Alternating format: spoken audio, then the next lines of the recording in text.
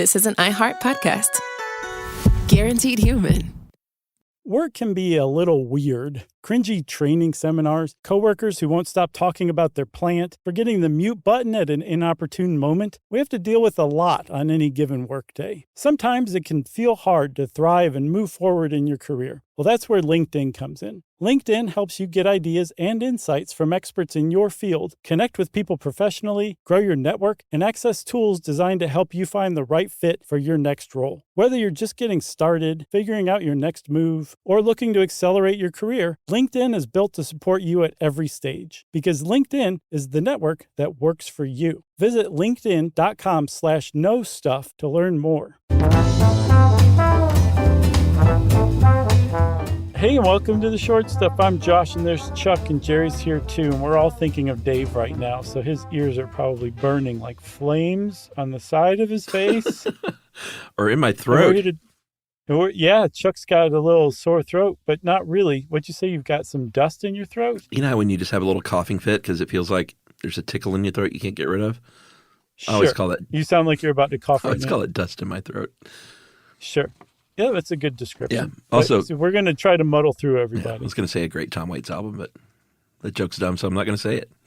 Dust in my throat is great. That was a great joke, man. This one's fun. You dug this one up. We have talked over the years a lot about snake oil and what's called patent medicines. And this is the origin story of snake oil. Yeah, and it kind of ties into our episode we just released on meat and food before the FDA came along. Huh? Yeah. So to quote the Oxford English Dictionary, snake oil is, quote, a quack remedy or panacea. Ooh. And essentially what they're saying there in highfalutin terms is that snake oil it's a quack remedy. It doesn't actually work. It's something that's sold as a medicine or a cure that doesn't do anything like it says. And it just has a bad association. We think of snake oil as just something you're duped by, and the person you're duped by is a snake oil salesman. But this is one of those really interesting stories, Chuck, where there's an actual origin to this. And as bad as we think of snake oil today, like it actually had a legitimate use back in the day and still does, depending on where you live. Yeah, and that's if you're literally talking oil from a snake. And we're talking about in China, they would use Chinese water snakes, venomous Chinese water snakes, to get their literal extract oil from the snake. And that oil is very high in omega-3 fatty acids, which we all know are very good for your health. So the original snake oil in, ancient China actually had a use. It wasn't like this bunk medicine. It's good for your brain health, your heart health. I think it can reduce inflammation. Kind of like fish oil. Everyone knows that omega-3 fatty acids are great. And That was what the original snake oil was. It was so high, or it is so high in omega-3 fatty acids that it reduces inflammation if you just rub it on your skin. It's just really potent stuff, which is pretty much the opposite of what we think of with snake oil today. Like, not only does it not really work, it's fake. Snake oil original snake oil was not fake. It was very potent. And in the 19th century, there were a lot of Chinese immigrants who came over either by their own volition or as indentured workers to work on the railroad, the Transcontinental Railroad in particular. And they brought this snake oil with them, and it became like kind of a popular curative for people when they wanted to relieve sore muscles or inflammation.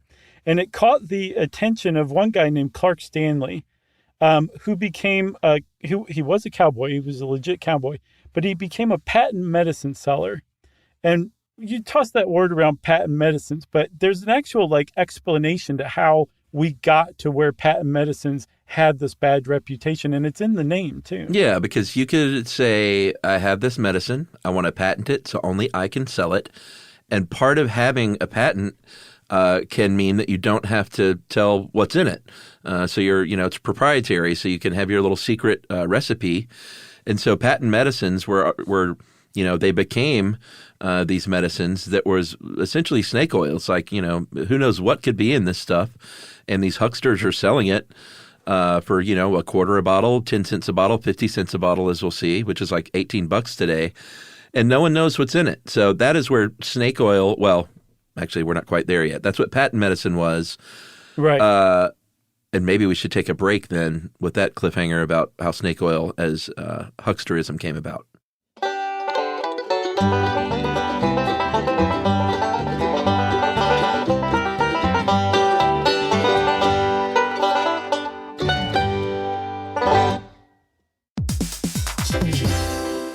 Hey everybody, here's a fact for you. In the United States, there is a break-in every 26 seconds, and that means that somewhere right now, an intruder is getting closer. And the problem with most security systems is that they only alert you after the break-in has started, and that's too late. Well, that's what makes SimpliSafe different. They use alerts. SimpliSafe's US-based live agents, they identify threats on your property and help deter them before they actually break in. So the intruder never gets into your house. The crime is stopped before it even starts. That's right. And another great thing about SimpliSafe is they have no long-term contracts. They give you peace of mind and great value with their monitoring deterrence plans because they just start at about $1 a day. Yeah, SimpliSafe sent us a setup years back, and I still use mine every day. Yeah, and apparently setup, you can do it by yourself in under 30 minutes, so it's a really good value and it doesn't take long. So if you want to experience the SimpliSafe peace of mind, you can take advantage of the SimpliSafe discount offered to Stuff You Should Know listeners. Right now, you can get 50% off your new system by visiting simplisafe.com/stuff. That's half off at simplisafe.com/stuff. There's no safe like SimpliSafe.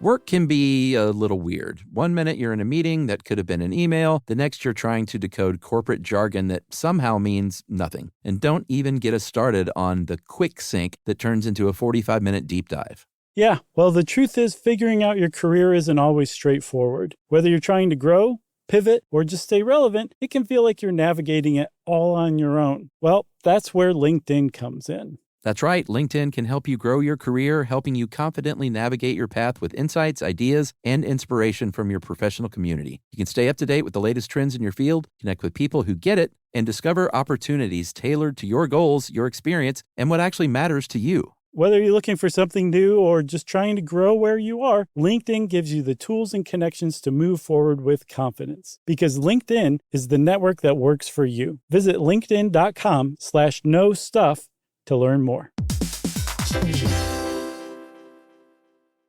If you want to know, then you're in luck. Just listen up to Josh and Chuck. Stuff you should know.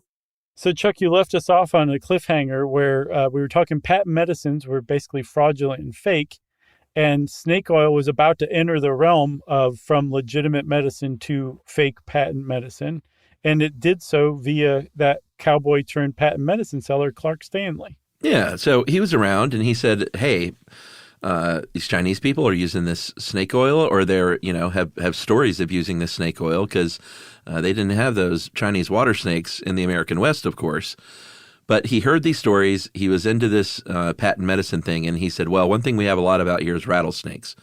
So I'm going to, we'll get to the little twist here in a second. But I'm going to make a patent medicine, this snake oil liniment out of rattlesnakes. I'm going to say I'm the rattlesnake king. Mm-hmm. I'm going to put out a little pamphlet to really gussy up my story called The Life and Adventures of the American Cowboy, Life in the Far West in 1897.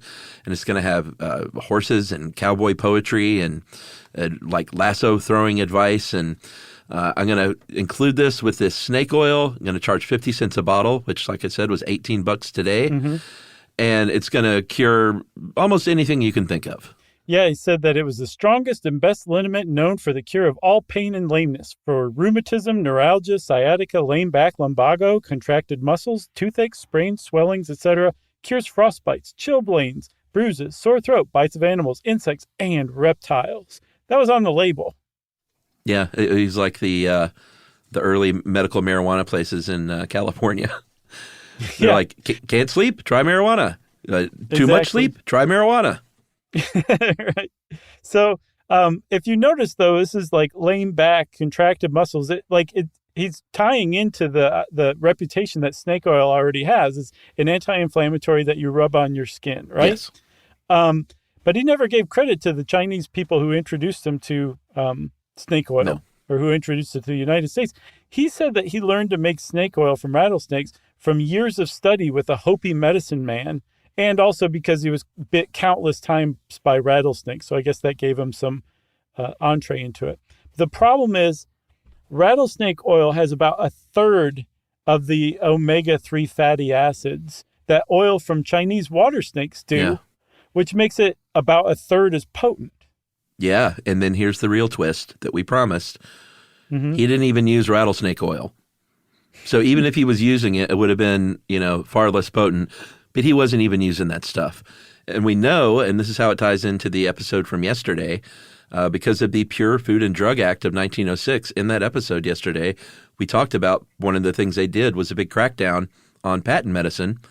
So he was exposed, and they tested his snake oil in 1917, and it had beef fat, red pepper, mineral oil, a little bit of camphor, and a little bit of turpentine.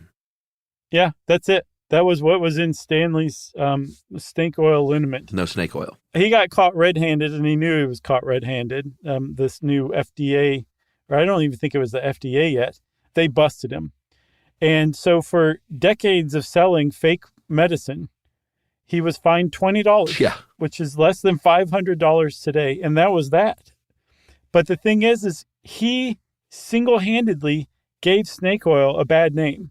Like, it was him. He was the conduit through which snake oil turned legitimate to this umbrella term, this catch-all term for any kind of fake fraudulent medicine, or any time somebody's trying to sell you something that's not real, or just kind of hustling you. That's snake oil sold by a snake oil salesman. And our friends at Code Switch seem to have found the first use of snake oil as kind of a catch-all term to deride all patent medicines in that way. Yeah, it was about 10 years afterward. It was 10 years after Clark Stanley was busted. In 1927, a poem by Stephen Vincent Benet called John Brown's Body, which is, I think, fairly famous, right? I've heard of that, haven't I? That's where we get that John Brown's body lies a moldering in the grave. Oh, okay. But that's like 2 lines of this almost book-length epic poem that it's from. Yeah, one of the lines as well was sellers of snake oil balm and lucky rings.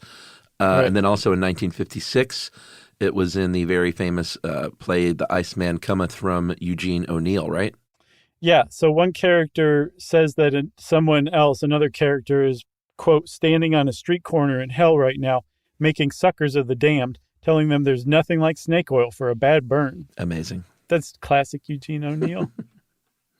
So that's it. That's where snake oil came from, or that's where snake oil's bad reputation came from, and you can thank Clark Stanley for it, or blame him if you're a snake oil manufacturer. Yeah, and I love this because I'm sure we'll talk about snake oil again, and then we can reference Clark Stanley. Yeah, for sure, Chuck. And since I said for sure, everybody, and I don't think either of us have anything more about snake oil, Short Stuff is out. Stuff You Should Know is a production of iHeartRadio.